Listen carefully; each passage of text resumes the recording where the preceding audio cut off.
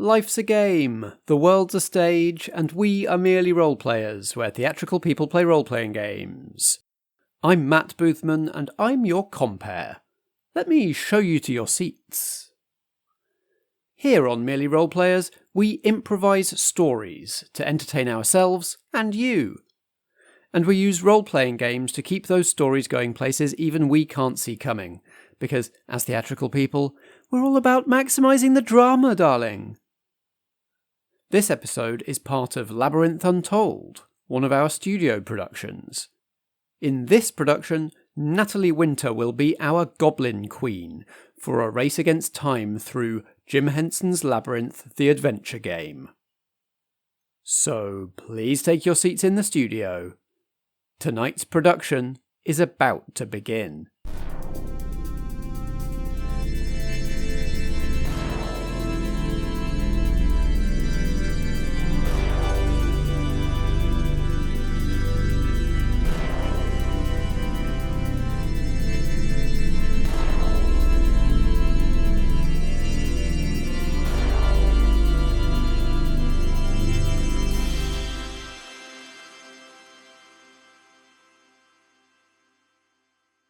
Welcome back, everyone.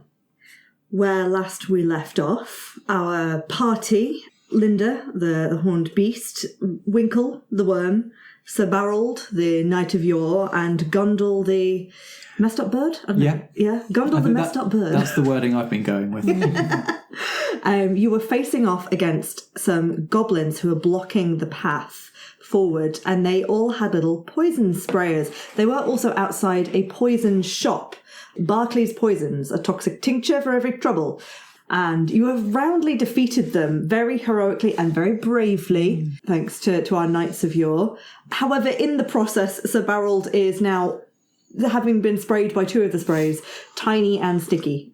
This'll never do. We've got to get you cleaned up. You look awful.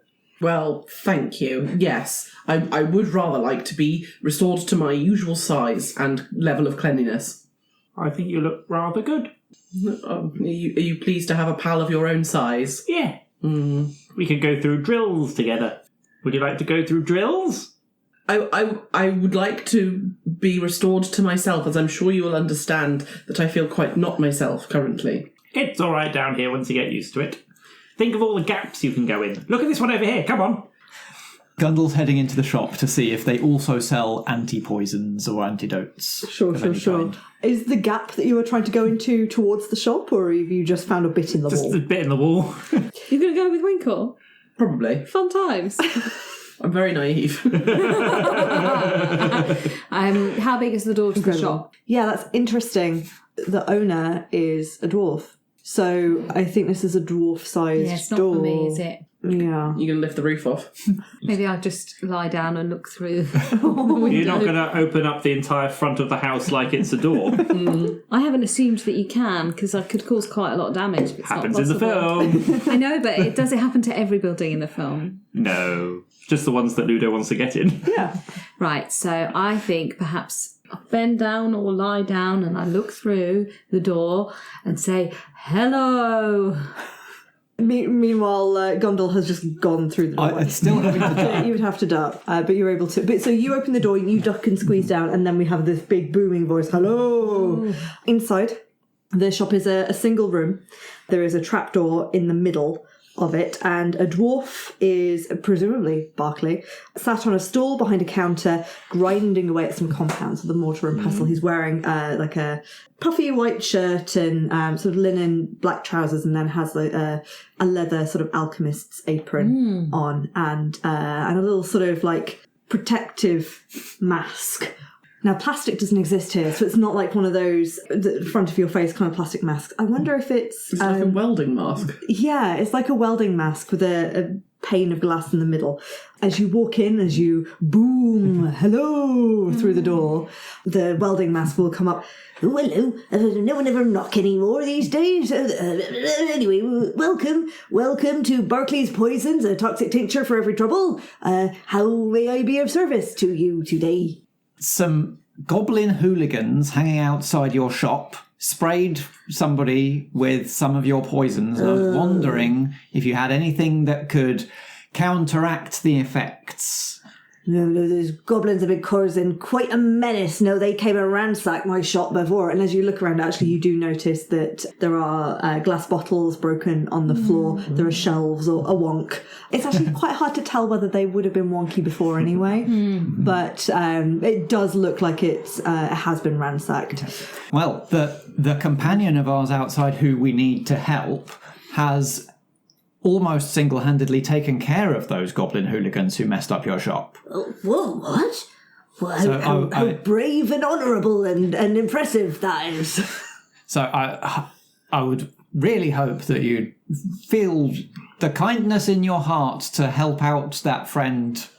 Well, the kindness in my heart...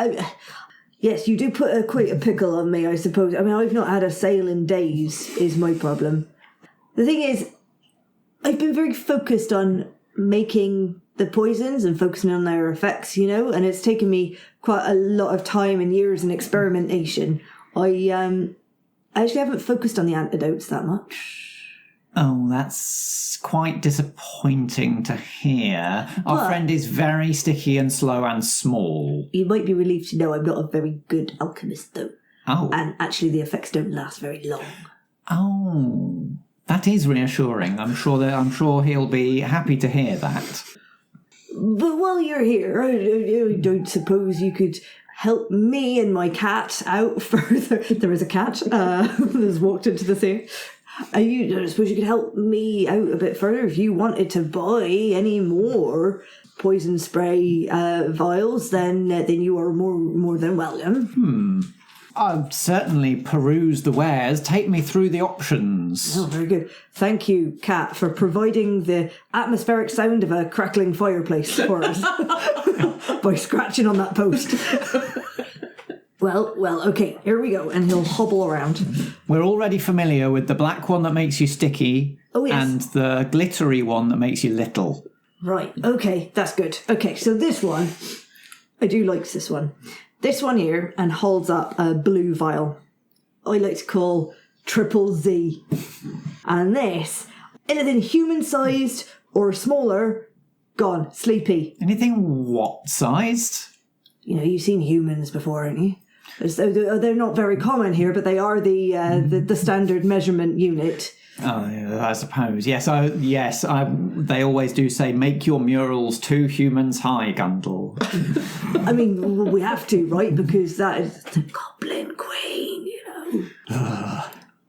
Yeah, well, so anyone smaller than the Goblin Queen will be knocked out cold and get very sleepy. Anything larger, well, you'd have to, I don't know, try your luck.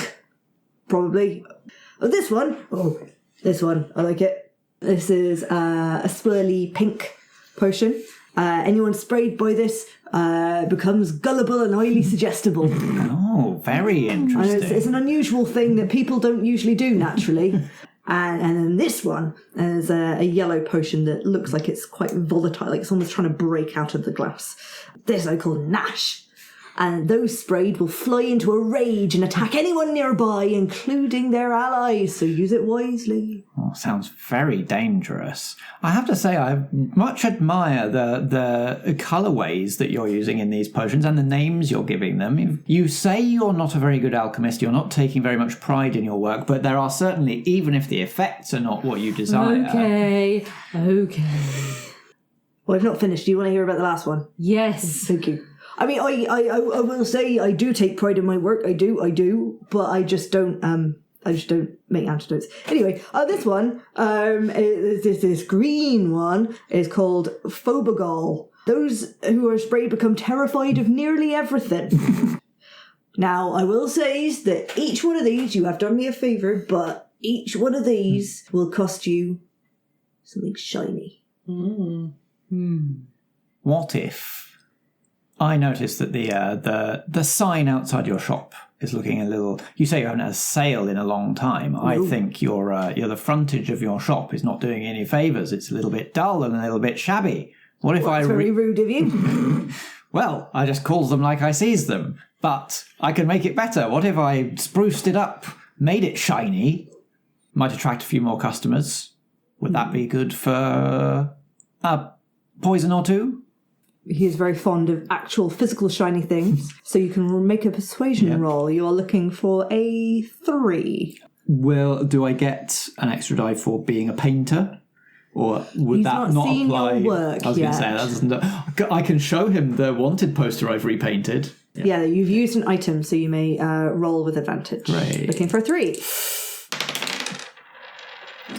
That's a 4. A 4. Hey. Oh, no, that is very good. Very masterful work. Okay, well, This painterly style is displayed in the Goblin Queen's castle itself. Really, you didn't even whisper when you said her name. What kind of bold and brave adventurer are you? I get a bit carried away talking about my own work. Artist. Have a look at Linda.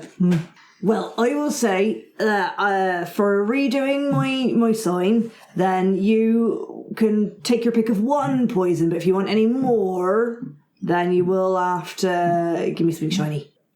That sounds fair to me. Linda, do you have a preference? Pink one. I was thinking a pink one as well. Pink one. We've got the same taste, you and I. Same brain. Very well. I extend a spindly claw on the end of Gundle's leg to shake the dwarf's hand. Mm-hmm. I'll paint your sign and you give us a pink gullibility potion. Very good. You paint the sign first. I'm not that gullible. Fair enough. I go and start painting the sign. Fabulous. Let's cut over to our tiny adventurers. Ellie, can you please roll me a d6? 1. A mighty Fantastic. one. Fantastic. So that's the best one, right? Yeah. The absolutely. luckiest. Yeah, that's how it works. What small space did you take Sir Barold into? It was a crack in the wall because I wanted to show him the benefits of just being able to walk through the wall of a labyrinth and see what's on the other side of the wall. And then walk all the way back. Good. This wall is probably 2 foot thick, and you get about halfway through, and you can see the light coming through from the next area of the labyrinth. You can see the green of the hedge maze ahead of you. Ooh. And then suddenly, so Barold, you notice that you've stopped being slow. It's actually quite easy to walk along and follow. I should speed up. You should speed up, you think? Run, I would say. Take your time, enjoy the view. It's not every day you get to walk through a wall when there's somebody as big as you. Take my time, enjoying the view. Would you say, Winkle, that you are getting in the way? Probably. Oh, no. With disadvantage. Make that roll looking for a 3. If you guys like going on without me while I stay stuck in a wall for the rest of the game. Oh, yeah. Okay, disadvantage roll still 4 is my lowest. So Fantastic. this is unexpected. We'll come back to that in a second then. Gundle, you are painting a beautiful sign. Is there any other details that you would add to this sign? I am making it as shiny as I can with the paints that I have to hand.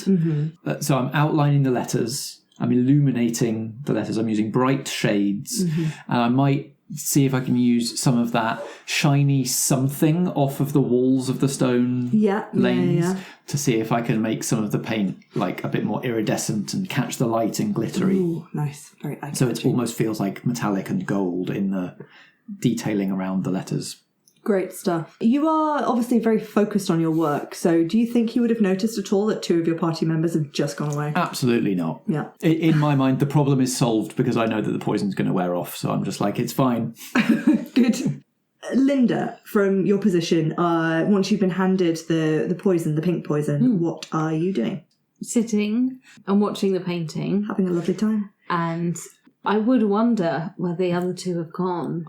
Do you want to make a roll to see if you see where they go? Because you never went into the shop. I didn't, but I was very focused on the shop. Let's make this a contested roll. Ooh. So I think I'd like Strat to also roll with disadvantage because you are also bringing Sir Barold along with you. So it's not just you going into this crawl space, you're dragging the other person. That overrides the overlooked then. Oh, so maybe that takes you back to a flat. So yeah, you're rolling flat then. And we're looking to see if you roll higher than Winkle. You spotted me. Hey! It's a 5 versus a 3. So yes, you did see the way that they went. But you're quite happily watching that painting. I think it's possible that Linda's forgotten that it's going to wear off. Or at least hasn't put together what the consequences might be. Like 2 and 2 haven't made 4. Yeah. Wasn't Sir Barold always small? Maybe. Yeah, it's difficult to say precisely what she's got hold of and what she hasn't. Very good. Well, the painting is completed. You have your pink potion. Gundle, as you look around, you can only see Linda. Where'd the others go? In the wall. In the wall? There's not a hidden door or anything? Worm small. Yes, but Sir Barold not small anymore soon. Oh. Stop running towards the crack, just yelling, Sir Barold! Sir Barold, get out of there! Worm. Oh, that sign is lovely. Yes, that'll do a treat. Thank you very much. The way forward, if you're trying to go through, just over that way. He'll point beyond where you fought the goblins. And you do see that it does kind of curve around. It looks like if the crack in the wall was on the left, it looks like it does curve around to the left, the path forward. So if you wanted to try and chase around there to see the other side, you could. You're very welcome, thank you very much. Hope business improves. You tear round the other side of the wall, just in time for Sir Barold to come shooting out of this tiny hole and spring up to full-size Knight, which is still tiny compared to Gundle and Linda. You collide into each other in a pile of fluff and feathers. And Ow! Winkle, you slowly make your way out. Do enjoy you. Oh, hello. Oh, what an adventure. Once the panic is over and you realise that everyone is okay, you turn around and realise the walls are no longer stone, but are made of thick, waxy vegetation. You have now entered the Hedge Maze.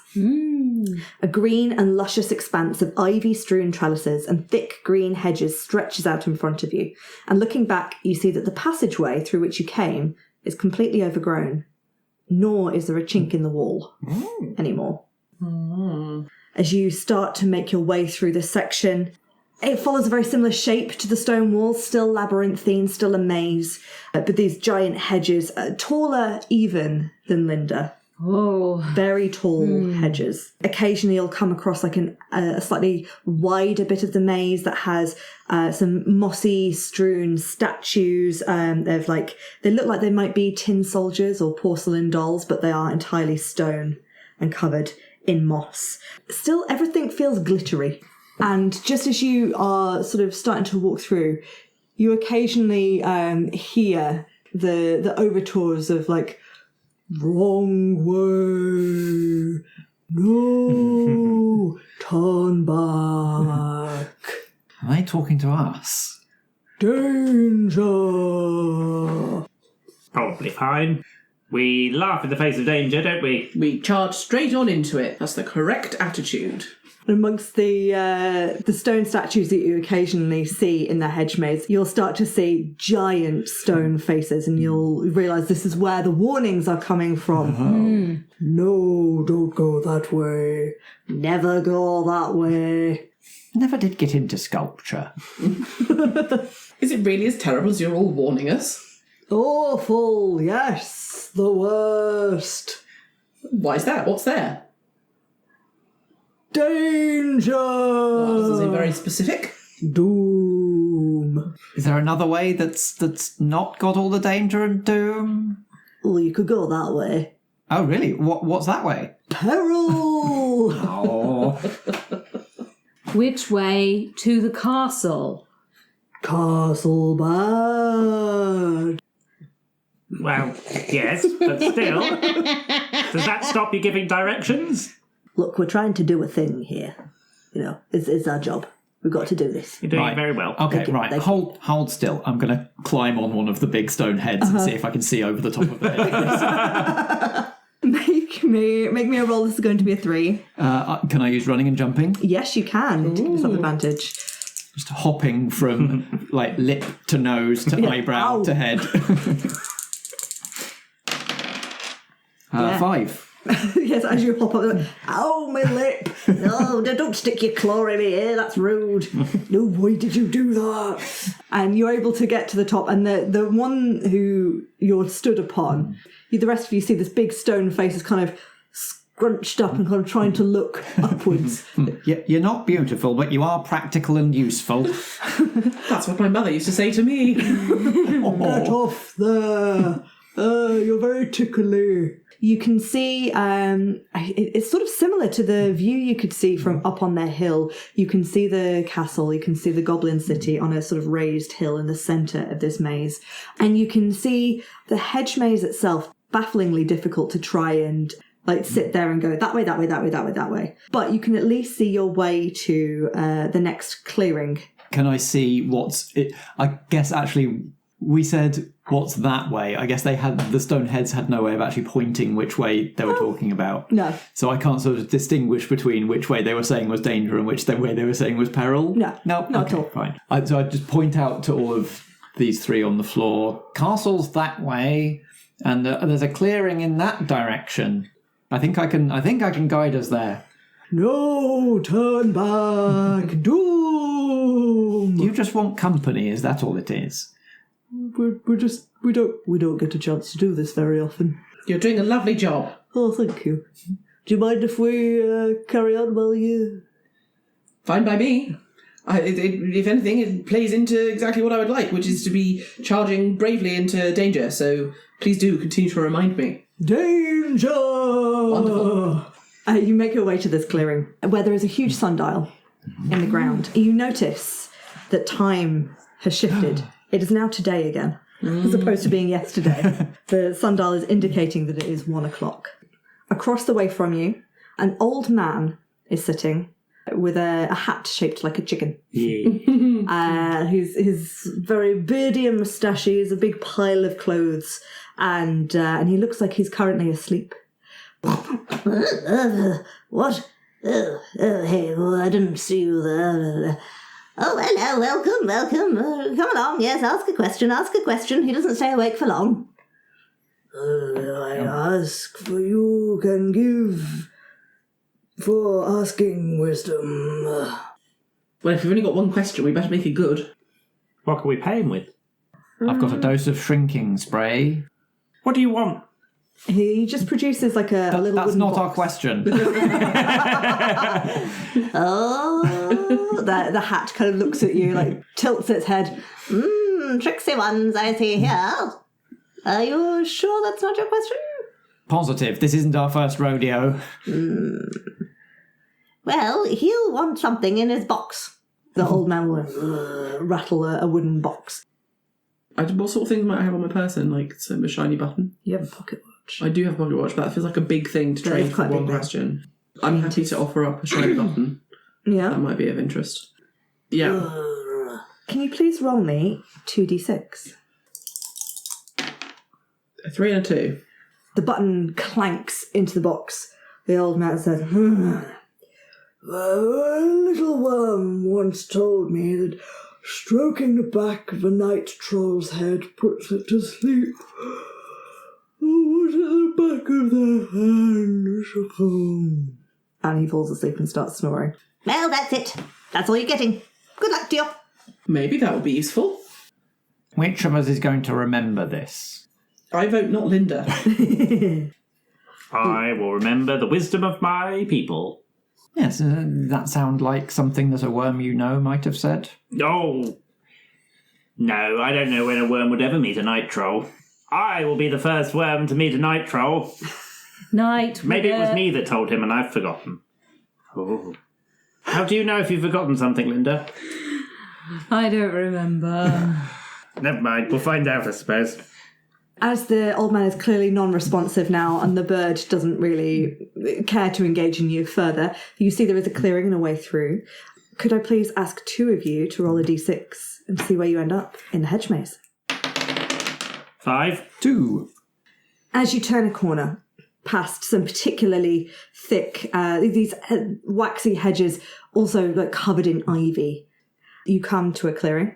You see a team of dwarves dressed as gardeners. So again, the sort of the big billowy white shirt and the black linen trousers and little leather shoes, and they've also got a leather apron, but this time instead of clockmaker's tools or alchemist tools, they've got all sorts of gardening tools attached to the hip. But you don't have time to take this scene in long before they all start running towards you.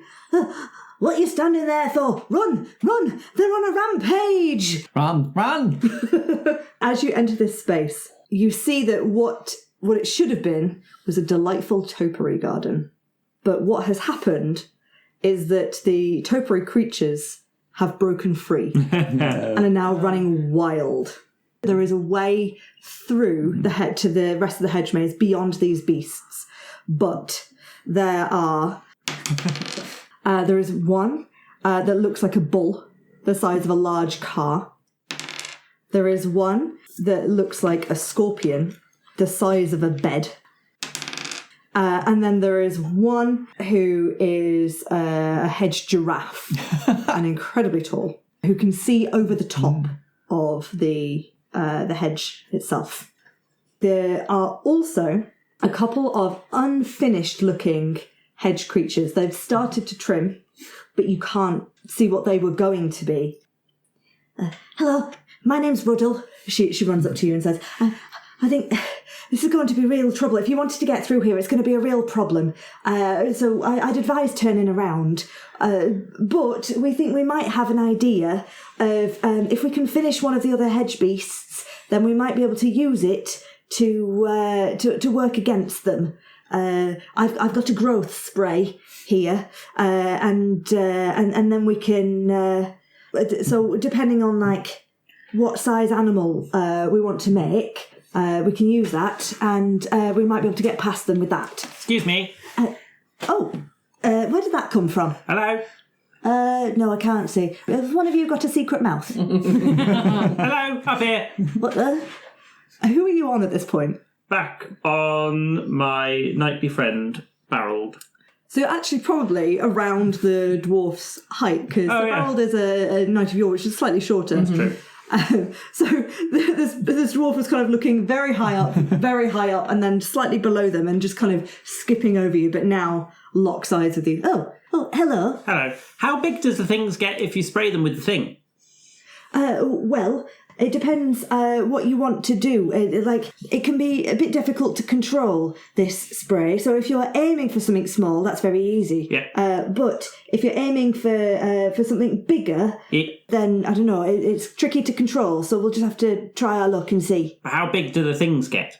Well, if you wanted to go really big, we could get as big as a T-Rex. Spray me! Oh, works on hedges, my love. Oh, I'm sorry. I'm not a hedge. I'm going to sulk behind a feather. I'm sorry, my love. I only make stuff for topiary. That's fine. It's just we met somebody that was able to make stuff for other things, so I just thought that everybody with sprays could spray anything. Oh, me too. Well, I'm sorry to disappoint you. I'm merely a gardener. And then we'll just sort of duck out the way as like the hedge scorpion's big tail just kind of swings around the entire party's heads. Actually, Gundle and Linda, can you make me a roll to dodge under it as well? Can I have running and jumping on this? Yes, you can. Do I have a problem because I'm big? Yeah, probably. Oh no. Okay. Unfortunately, the both of you get thwacked by this tail and sent flying back in the direction that you came a little bit. Okay. That's probably on us for standing around talking after the dwarves said that there was a rampage happening. It's up to you. Do you want to help us on it? It might take a while to finish this creature, though. What does this do? I'm going to show you the pink spray. Makes people gullible. I don't think it'll work on topiary. I might be able to make one of them small and easier to deal with. I've got a shrinky dose. I don't know if it'll work on topiary or not. Or we could just, as much as I want to help with an artistic sort of endeavour here, we are running out of time. So maybe we could just barrel our way through? Did you say Barold? our way through. I believe one should always assist those in need. And clearly there is a need here. These poor folk are overrun by the topiary monsters. So I vote we help them. Gasket, the dwarf says, Oh, so you will help us then? Yes. Of course. oh, very good, very good. Okay, watch out, duck under that. As the scorpion tail whoops around again. Right, come over here. And the party of dwarves all have shears ready. We can shape them into, shape a hedge beast into any animal you wish, and you can use the growth spray to animate it. Depending on how big the animal is that you want to make, depends on how difficult the roll is. So a mouse-size animal we can have for free. But if you want a dog-size animal is a 2, horse-size animal is a 3, elephant-size is a 4, and a T-Rex is a 5. So what about, rather than brute force, we go for skill and create a sheepdog to round them up? Ooh. Smart thinking, or is it wise thinking? Let's hope we never have to choose. I think because there's a potential to create a T-Rex-sized creature with the growth spray, I think if you wanted to, because these are 3 big creatures, we could probably try and make 3 sheepdog-sized hedges, I think, here. Before you roll, what is everyone doing to help with the creation of these topiary sheepdog? Distracting the other beasts, the rampaging beasts, to try and give them time to actually do their topiary. So, like, running around being chased. Very good. Running and jumping. Yeah. That's very good. If I can get the bull to jump, like, if I can jump over the bull and get it to stick its head in a hedge, then great. But as long as it's chasing me and not messing with the topiary doers, that's a win. My plan to distract the giraffe was to get its attention and then walk around its feet so its neck goes down and gets caught and tangles itself up in its legs. I love that.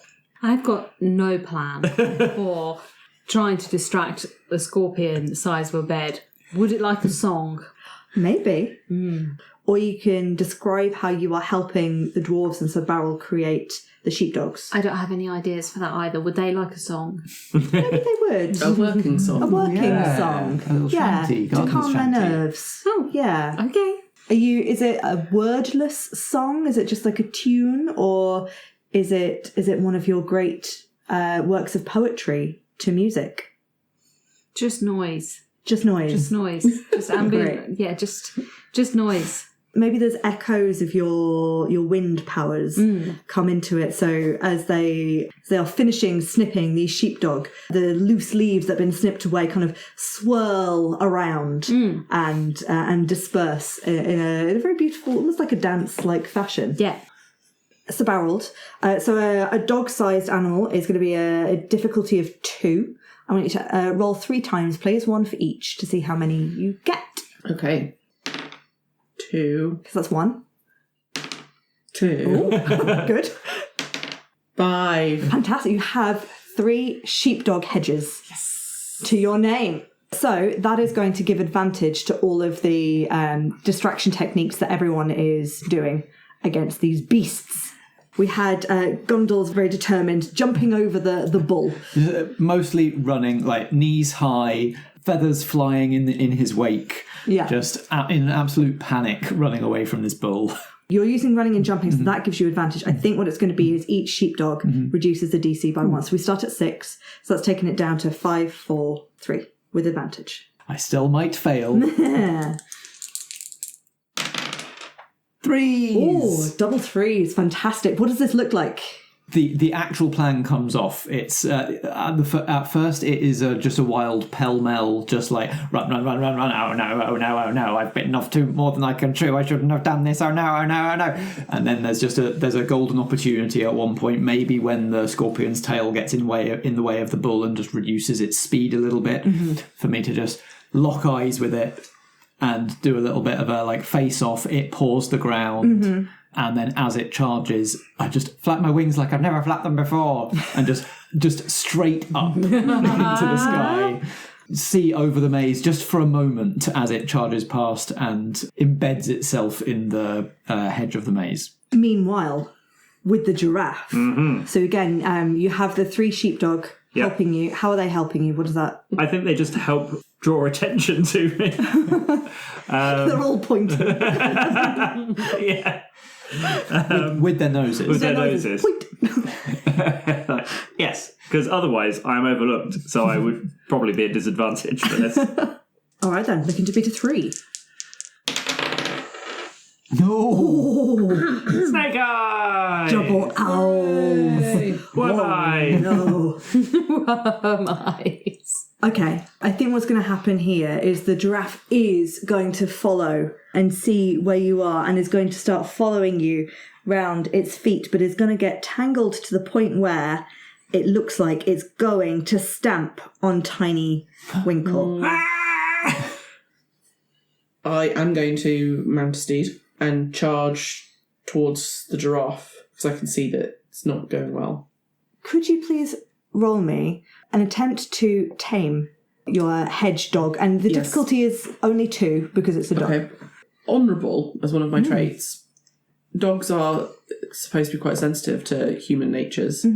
So I think that it would give me an advantage because the dog would have a predisposition to trusting me.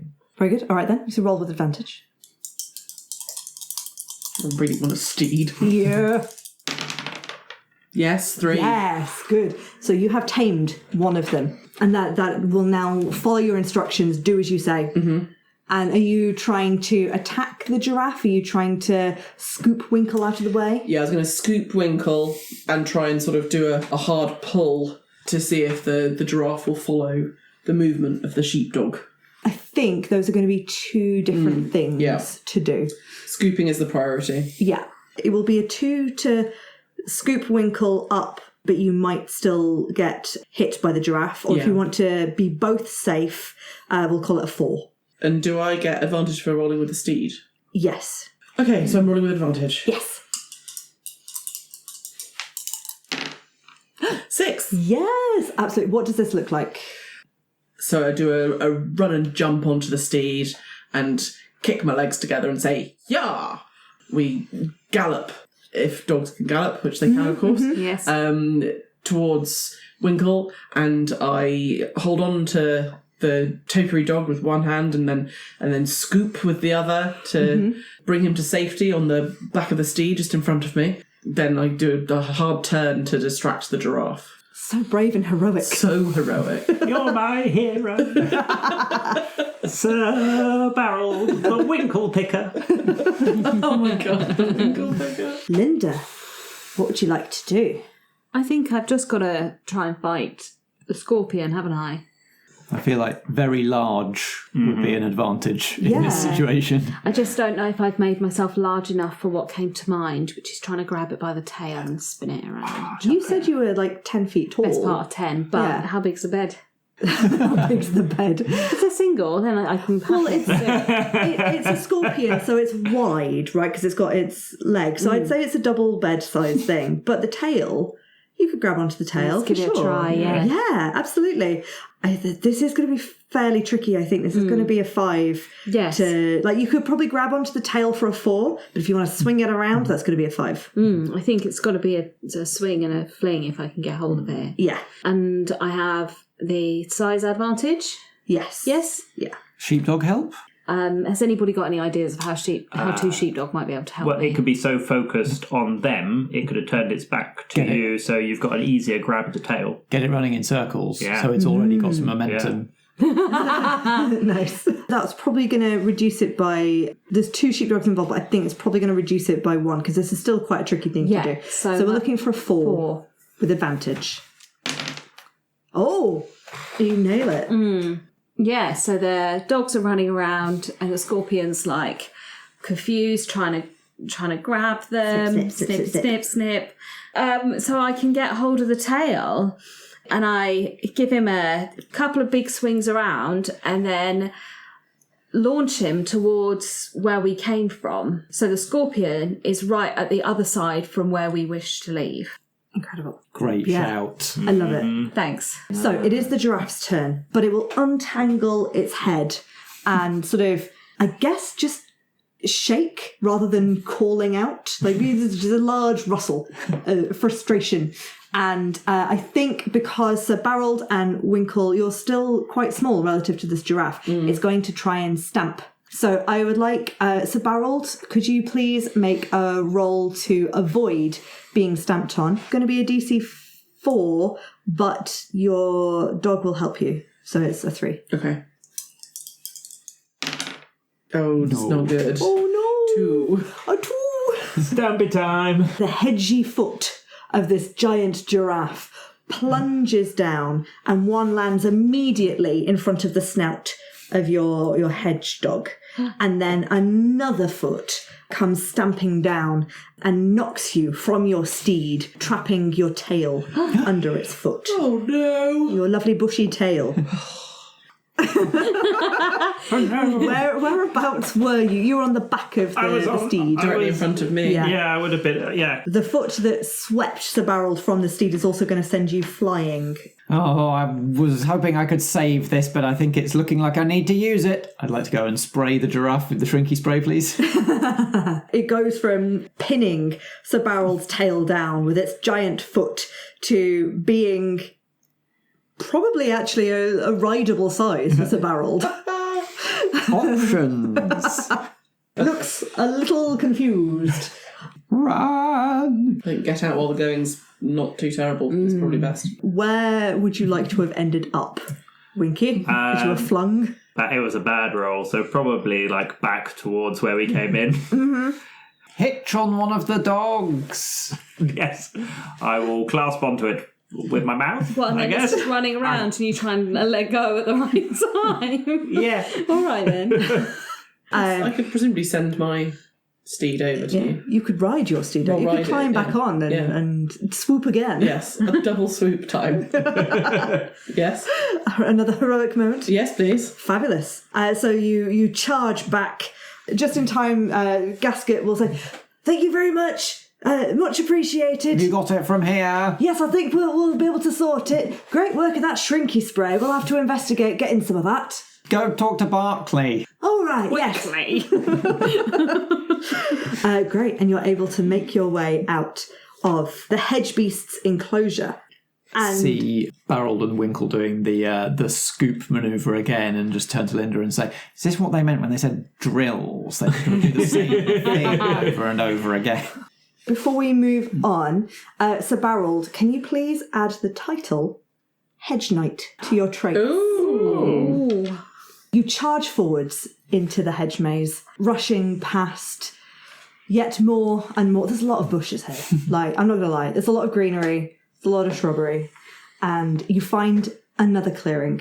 As you charge in, you see before you an old man in a long coat and a wide-brimmed hat, dressed sort of in a very similar position to the wise man you met before, but without the bird hat, and holds out a little dish and a plate.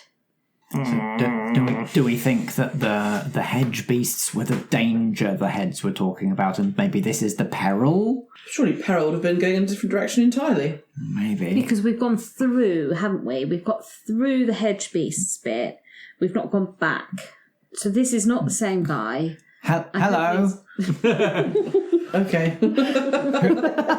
What's your name? Who are you? And what do you need in your dish? Where did you come from? What do you need in your dish? As you approach the old man, he stands up and throws off the hat, throws off the cloak, and in front of you once more is No. the Goblin Queen. It is Maladin. the peril. It is the peril.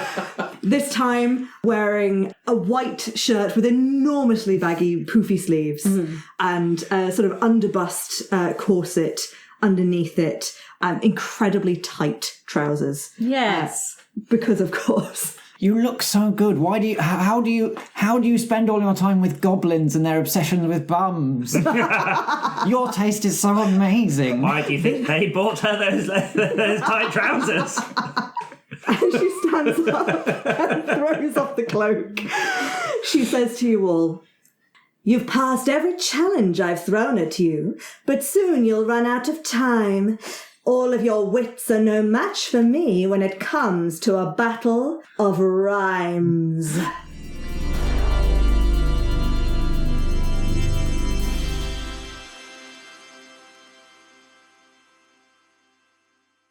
Hello lovies, Nat here.